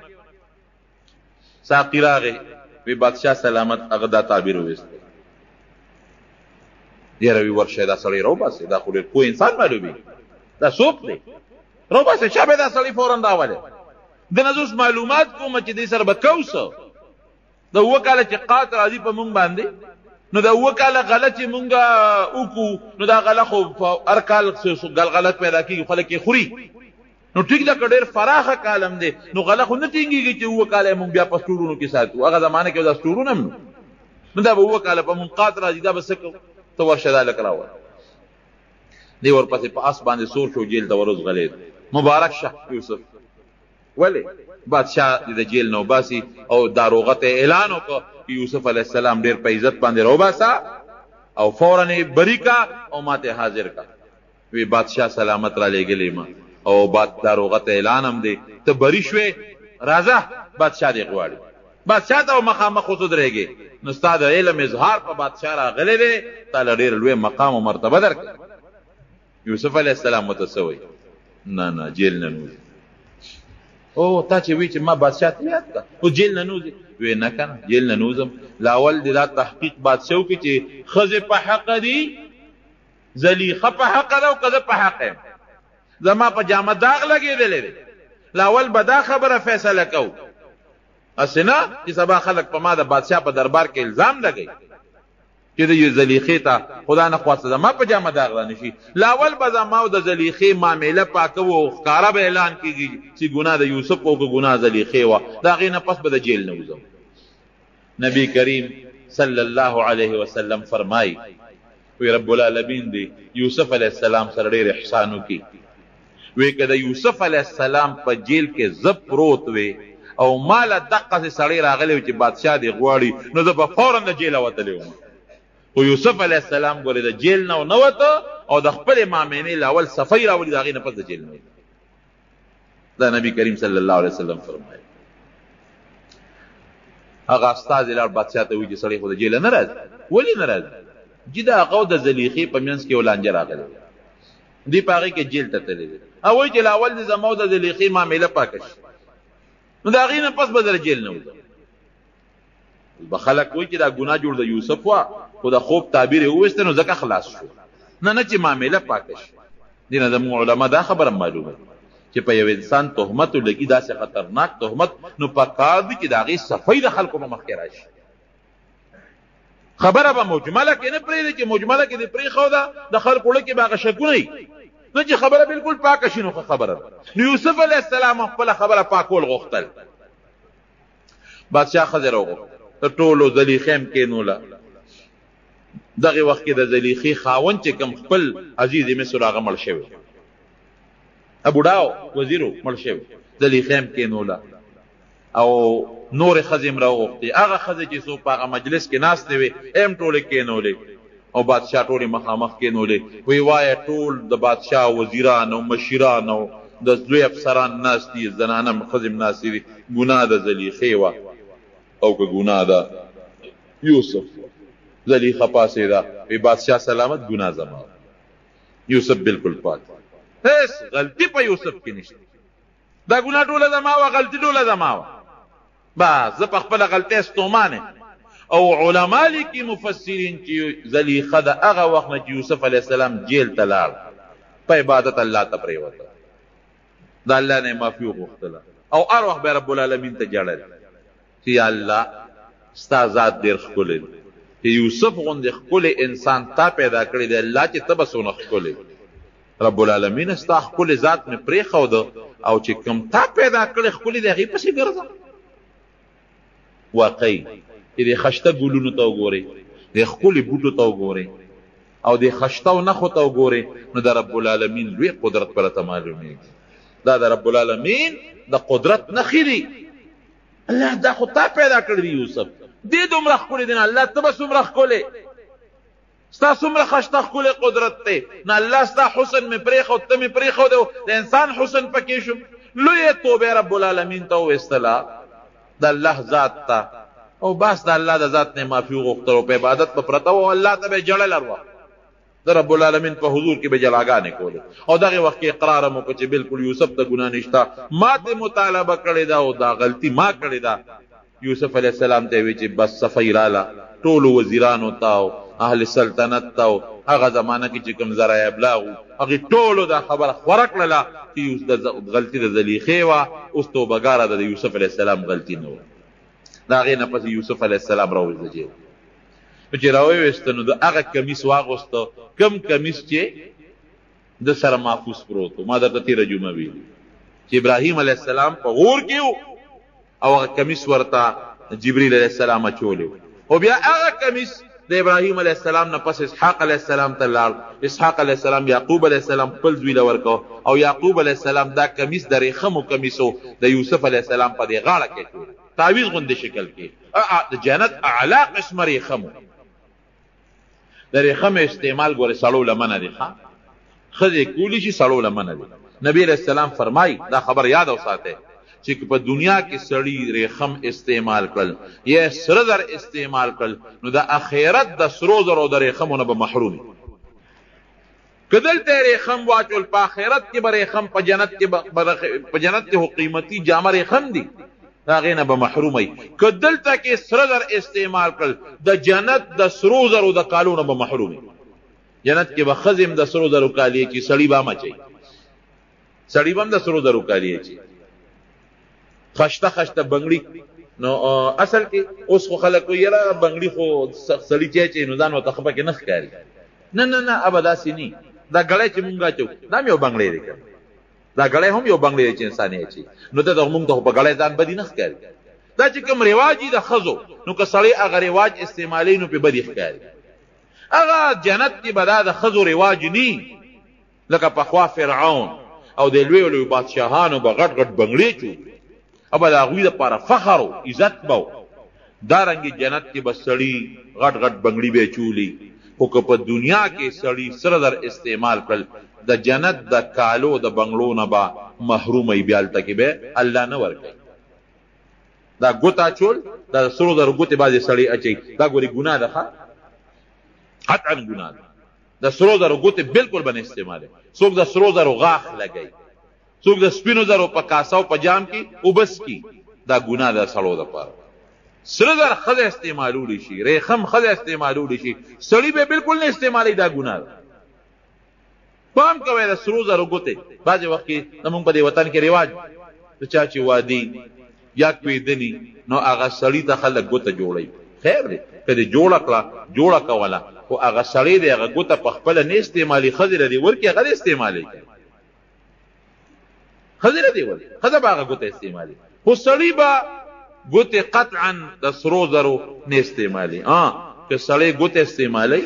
نو د یو ګوتې د سپینو زرو د ګوتې اجازت شته، د زیړو د ګوتې اجازت هم سړو ته نشته،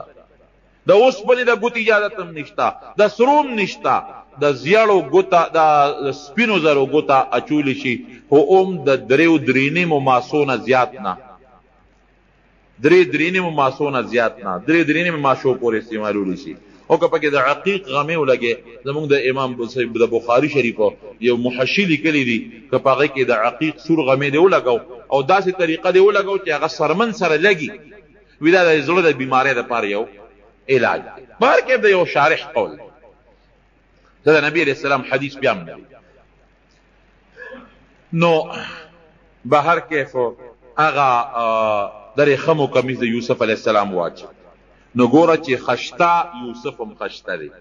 علیه السلام، او کمیس هم د ریخمو دی، بیا د جنت کمیس دی هغه واچو. او مفسرین لیکي چې بادشاه ولې یو جوړه م ورولېږله چې دی خو جیلي د جیل جامې به وي، دا جوړه ورته واچوې، تاج یې ورولېږه دا ورته په سر کې، او خشته مزېدار ښکلې خوبصورته لباس او زیب و زینت یې برابر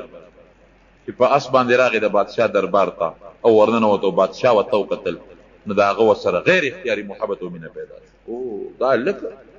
دا خو فرشته سیرت انسان جیل کې دی غریب دونه موده تېره کړه او بېګناه جیل کې تېره کړه، د سره خو ډېر لوی ظلم شوی دی. او دومره قابله لږ چې د خوب تعبیر څونه مزېدار وباسي. راځه دلته کېنه ما سره، ځان سره په تخت شاهي باندې کېنه. بادشاه ته اوه جبې یادوي، اوه اوس هم دې بادشاهانو ته زمونږ په نسبت لږې زیاتې جبې یادوي، اوه جبې ورته یادوي. نو چې ده به په کومه ژبه کې خبره کوله نو یوسف علیه السلام به ورسره په هغه ژبه کې جواب ورکوه، په بله ژبه کې هغه هغې کې جواب ورکوه. یا لکه دا تاله دومره ژبې څنګ درځي، ته څوک یې؟ ټوله قصه یې ورته وکړه. صاحب زه داسې ماشوم یم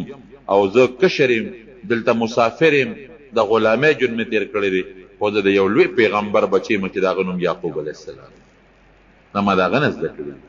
هغه یعقوب علیه السلام د یو بل لوی پیغمبر زوی دی چې د هغه اسحاق علیه السلام نوم دی، هغه اسحاق علیه السلام د یو بل پیغمبر زوی دی چې د هغه نوم ابراهیم علیه السلام دی. یي نسبا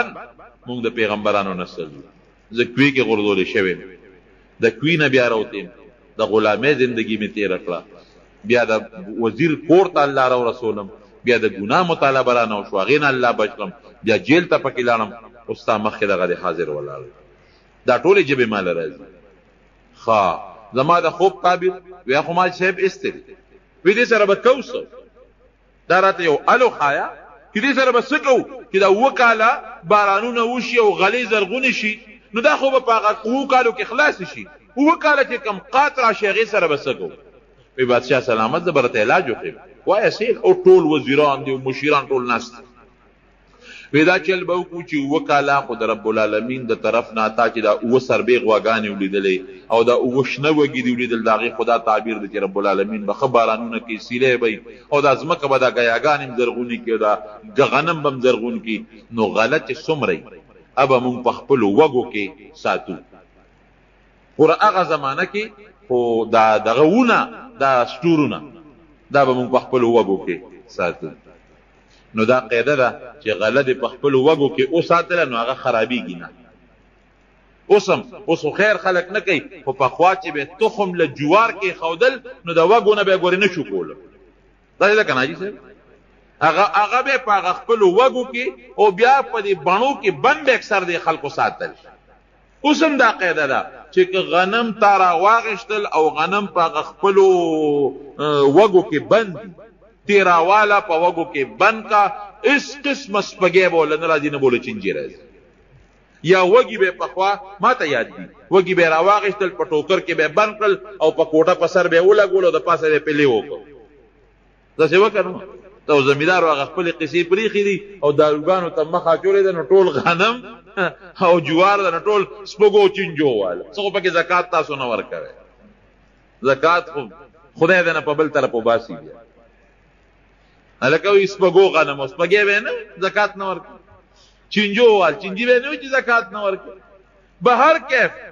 وی دا وږي به د غنمو راوالی دا به انشاءالله دونه غله وشي چې څومره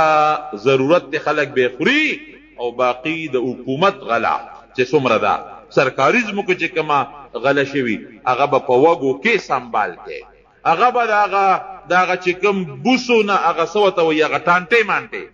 ټانټې به غونډې به او د وږو هغه چې کوم ویښونه دي هغه څه ورته وایي چې کوم نه بوسو دي دا به ویښ کې ګېډی کوي او سنبال به پرتې دی بس چې کوم د ضرورت مطابقي او استعمالو باقي پرتې چې اووه کاله کله قات راشي دغه وږي به بیا رجو او دغه غنمو نه به بیا مونږه غوبلې کوو نو بوس به څاروي خوري او غنم به انسانان خوري اووه کالو کې به مونږ دا غله به اووه کالو ته ساتو د هغې نه پس به بیا یو کال رب العالمین بارانونه کوي او ښه فراخي به راځي دا مې دغه دی بادشاه ورته وایي داسې کار دی چې تا ځان سره مشیر مقرر و یعنې بادشاهانو مشیران ځکه تا ډېره ښه مزېداره مشوره راکړه یوسف علیه السلام ورته وایي نه مشیر مې مه مقرروه اجعلني على خزائن الارض ما وزیر زراعت جوړ کړه وزیر خزانه نه خزائن الارض د دې وزیر خزانه بعضې علما معنا کوي نه وزیر خزانه نه د ځمکې خزانې یعنی وزیر زراعت مې جوړ کړه ولې چې زه دله دا سیسټم برابر کړم دا غله دله محفوظ کم دا غنم دله په دې اوچو په دې باراني علاقو باندې وکرم او دا اووه کالو دپاره سنبال کم چې د قات مسله ختمه شي بادشاه وی ډېره ښه وی انی حفیظ علیم ورې زه امانتګره مې غلا به نه کوم خیانت به نه کوم کم وزیر کم بادشاه چې هغه غلی خیانتګري ملک به چرې ترقي نه کوي خو چې غل نی خیانتګر نی رب العالمین بیا هغه ملک لم ترقي ورکوي نو زه خو حفیظ او علیم په دې خبره پوهېږم هم الله راله دا پوهه م راکړی وی د نن نه مې ته وزیر زراعت جوړ کړی نو یوسف علیه السلام رب العالمین د کم ځای نه د کوی نه راواغېسته او کم ځای ته یې ورسو وزیر زراعت یې جوړ کړ دا د رب العالمین نظام دا غټ عبرت دی ان مع العسر یسرا سختی در باندې رب العالمین راولي الله ته رجوع کوه ته ګوره الله به د هغه سختۍ بدل درته په اسانتیا درکوي نور به رب العالمین تعالی سهولت درکوي اسانتیا به درکوي بل دې نه دا عبرت دی چې په سختو کې به یو الله ته رجوع کوي ګورې یو الله ته به رجوع کوي او بل دې علما یو بله مسله معلوموي هسې خو مشري غوښتل ګناه ده نه به غواړي مشري به نه غواړي خو که تا ته یو ځای کې پته ده چې اهل نشته غیر اهل راځي نو بیا په هغه وخت کې یو سړی مشري غواړي نو جیز دي لکه دلته کې یوسف علیه السلام ته پته وه چې دلته کې خو اهل نور څوک نشته دا چې څومره وزیران دي دا غله به رالي او د قات په زمانه کې بیا په ډېرو غټو غټو پیسو خرڅوي او په خلکو به قات راشي اهل نشته دوی په خپله مطالبه کوي چې خیر دی که ما وزیر زراعت جوړی نو ما جوړ دا به معلومېږي او بل چې انسان جامه پاکوي او رښتون انساني دې هیڅ قسمه پروا نه ساتي رب العالمین به د حفاظت کوي دې به الله ساتي لکه یوسف علیه السلام چې رب العالمین وساتي د هغه تهمت نه پښتانه وایي ته خپله جامه پاکه ساته الله به دې امداد کوي دارنګې ته خپله جامه پاکه ساته پروا مه ساته که څوک درپسې خبرې کوي که څوک هر څه کوي رب العالمین به ستا د پاکه جامه ښکاره کوي او د خلکو د تهمتونو نه به د الله ساتي او کله چې بادشاه را غوښته نو هغه دا ویلي چې حکم یې وکوي دې را خلاص کې راولې استخلصه لنفسي دی به زما مشیري ما سره به بس ځکه د یوسف علیه السلام علم او د هغه پویه او د هغه هوښیارتیا ورته معلومه شوه دانایي ورته معلومه شوه نو ځکه یې ده وایي چې استخلصه لنفسي ځان سره به ساتم زما خاص مشیر به د مشورې خاوند به او بیا چې یوسف علیه السلام حسینم و جمیلم و ډېره خشته هغه کمیس یې مچولی و کم کمیس چې حضرت ابراهیم علیہ السلام ته په اور کې جبرئیل علیہ السلام اغوستو د جنت کمیسو او بیا په کوی کې جبرئیل علیہ السلام د په غاړه کې واچو ځکه پلار د ته دا غاړه کې چولیو هغه چولیو جنتی کمیس او خوبصورت شخصیت او بادشاہ اغله جوړیو لګلې په یو تخت باندې ځان سره کېنو ټول وزیرانو استقبال مو کو الله ولا عجیبه شکل مو ورکړو مزیدار دې شکل خپل ځان له انسان یو مخورستوبی د انسان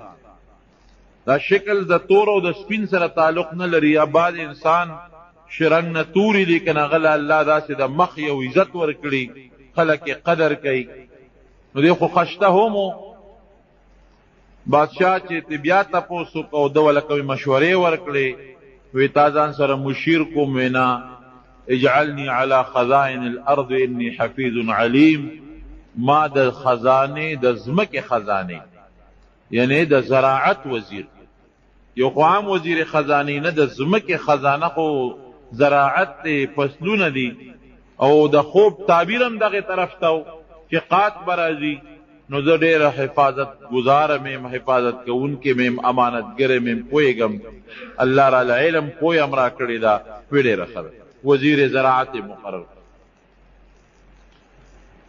دغه درمیان کې چې دی روت هغه عزیز مصر هم مړو کوم عزیز مصر چې دی ورسره مخکې د غلامۍ زندگی تیروله او دا هغه چې کومه ښځه و زلیخه چې د یوسف علیه السلام سره محبت و هغه هم تقریبا د بوډاوالي عمر ته رسېدلی وه بوډۍ وه بیا بادشاه ورته درخواست کی دور منصور لیکلی دی بادشاه ورته درخواست وکړه چې یوسفه داسې وکړه چې دا زلیخه په نکاح واله خاوند یې مړ دی تا سره ډېر زیات محبت او ډېره زیاته مینه وه در سره او د هغې د هغه محبت او د مینې د وجې نه ته جیل ته هم لاړې هغې اقرار هم وکړو چې غلطي زما وه څه ګناه الله د هغې نه هم نه ده صادره کړې هم الله د ګناه نه بچ کړه کومه غټه ګناه چې ده ته خو الله سې مو ساتلې دا زما یو درخواست ومنه د هغې زړه به لږ په قلار شي او خاوند یې مړ دی په نکاح والا یوسف علیه السلام دا هغه بادشاه هغه درخواست قبول کو او زلیخې سره بیا نکاح وکړله نکاح نه پس عجیبه زندگی و بیا یو ځل یوسف علیه السلام هغه د ښځې او د خاوند منځ کې چې کوم تعلقات یې هغې ته به زلیخې هېڅ توجه نه ورکوله هېڅ قسمه یو غاړه کې به ناسته وه او نفل به یې کول الله به یې یاده او جړه به یې کوله یوسف علیه السلام ته یو ځل تپوس وکړه زلیخې زه خو هغه مینه محبت چې ستا کم ما سره مخکې و او ته کم محبت تی ما سره لرو هغه خو پرېږده وه چې کم د ښځې د خاوند خپل تعلقي امر سره نه ساتې دا ولې هغه محبت دې څه شو هغه مینه دې څه شوه زه هغه وخت غلام وم اوس زه وزیر یم او د بادشاه د دربار خاص انسان یم نو ستا هغه محبت مینه خو ډېره زیاته وه او هغه پرېږده وه هغه د ښځې خاوند چې اوس بل سره کومه مینه یو کم محبتي هغه ما سره اوس نه ساتې دا ولې وی هغه وخت چې زما تا سره کوم محبت او مینه و زما زړه کې خالص ته پروت وی او ته زما په زړه کې موجود وی خو چې ته جیل ته لاړې او بیا د جیل نه راووتې او ته جیل ته ورسېدې نو ما الله ته رجوع کړې ده د رب العالمین ذات ته مې رجوع کړې ده اوس زما ټول زړه د الله سره دی زما زړه کې اوس هغه شی ختم شوی دی د هغې په ځای ما الله ته ډېر درخواستونه کړي دي ډېرې توبې مې وغوښتې دي ډېرې معافۍ مې وغوښتې دي او ستا په ځای زما زړه کې الله ناست دی د الله محبت ناست دی هغه څیزونه زما د زړه نه وتي دي ختمه ده هغه خبره بیا الله تعالی دوه زامن د یوسف علیه السلام او د زلیخې نه پیدا کړل یوه لور ته الله پیدا کړه هغه لوري بیا د ایوب علیه السلام په نکاح کې ایوب علیه السلام ته واده شوه بهر کیفه چې دی کله واپس راغی او دی وزیر شو اووه کاله چې کوم خوب لیدلی شوی و د هغه خوب مطابق د فراخۍ کالونه شروع شو ځمکې داسې غلې راوچتې کړې غنمان زرغون شو او هغه زمانه کې چې کومه د ځمکې سبزي وه یا د ځمکې غله وه په ډېر وافر مقدار کې هغه خوب لیدلی شوی و ده چې 7 کاله به بارانونه می 7 کاله به غلیم زرغونی شي او د هغې نه پس به 7 کاله قحطي نو د 7 کاله چې کم غله زرغونه شوه حضرت یوسف علیه السلام ته خو الله علم ورکړی د هغې دپاره غټ غټ ګودامونه جوړ کړل فورا چې ورپسې ورته پته وه الله ښودلې وه د خوب نه چې 7 کاله قات به راځي نو که دا غله مونږ اوس ختمه کړو 7 کاله او بیا څه کوو هغه غلی په غټو غټو ګودامونو کې په هغه وږو کې سنبال کړه تېره جمعه مې تاسو ته ویلي چې وږي کې غله کېږي نه خرابېږي هم نه هغه یې سنبال کړل او ټوله یې خوندي کړله 7 کاله به چې خلکو خوړل او یې ساتل او چې کم د حکومت ځمکه وه هغه ځمکه کې هم غلې وکرلې که د خلکو نه به کومه غله وزګاره شوه د خلکو په پټو کې هغه به هم د فورا واغېشتله او ټول ګودامونه ډک شو ورپسې 7 کاله قات راغی 7 کاله چې کوم قحط راغی نو بیا به هغه غله یوسف علیه السلام د ضرورت مطابق خرڅوله خلکو سره خپلې غلې هم نه وي د ساتلې وا به خرڅوله ضرورت مطابق په پیسو باندې او دارنګې په نورو څیزونو باندې نو د مصر چې څومره خزانه وه هغې د پیسو نو د زرو نه د سرو د سپینو نه بلکل ډکه کړه او قات داسې و په 7 کاله کې چې د مصر نه بار په میلونو په سوونو میلونو باران بلکل بند و نو کله چې باران بند شي که نه نو ګوره دا رزق که یو سړی وي چې زما ځمکه او زما پټې دی بېشک دا ځمکه او پټې روزي زرغونی خو د چا په حکم یې زرغونی د الله په حکم الله که باران بند که دا نیرونه به بیا نی ختمه وي دا مونږ نه لیدل څه زمانه مخکې دې نیرونو کې مو بوچې شوې لږ غوندې یو میاشت باران بند شي نو بیا کویان هم اوبه وچېږي بیا درک ته اوبه نه لګي دا خو د رب العالمین یو نظام دی دا زمونږ ایمان دی او دا زمونږ عقیده ده چې روزي په دې ځمکه کې پرته ده خو ګورې د الله په حکم الله چې غواړي درکوي به که الله ونه غواړي ځمکه به دې مي جایداد به دې مي مال به دې مي قات په در باندې راولي